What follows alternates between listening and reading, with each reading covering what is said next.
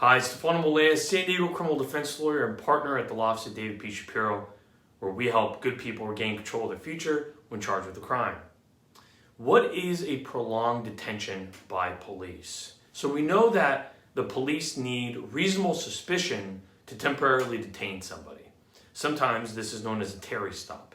The point of a Terry stop is to either rule in or rule out the initial, objectively reasonable, and individualized suspicion that criminal activity may have occurred, is occurring, or is about to occur. Sometimes it's a stop and frisk. Let's say someone is walking around and they have the outline of a gun sort of on their pocket or visible from their pocket, and they are pacing nervously in front of a bank. A cop can temporarily detain that guy and do a frisk. Now let me tell you about a U.S. Supreme case from 2015 in a traffic stop context. And this case is titled Rodriguez v. United States. And there, Rodriguez was pulled over for driving on a highway shoulder. Then after checking license, insurance, and registration, issuing a warning, the cop asked if he could walk his dog around the car. And Rodriguez is like, no thanks, I'm good. So the cop called in for backup, which took about 7 or 8 minutes. And then the dog was walked around.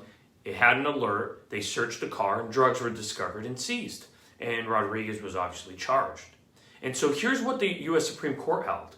Yes, the initial stop was legal, but what was illegal and in violation of Mr. Rodriguez's Fourth Amendment rights was the 7 or 8 minute wait. The period of detention without any reasonable suspicion of anything other than the traffic violation, which was already taken care of, was unreasonably prolonged, and therefore the drugs found following the illegal prolonged detention has to get thrown out.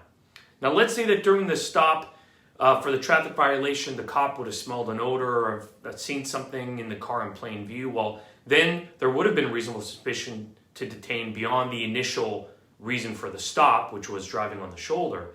And therefore, that detention would have been okay. The continued detention would have been okay. Hope this was helpful. If you have any questions, give me a call. Stefano Molea, San Diego criminal defense lawyer, 619-295-3555.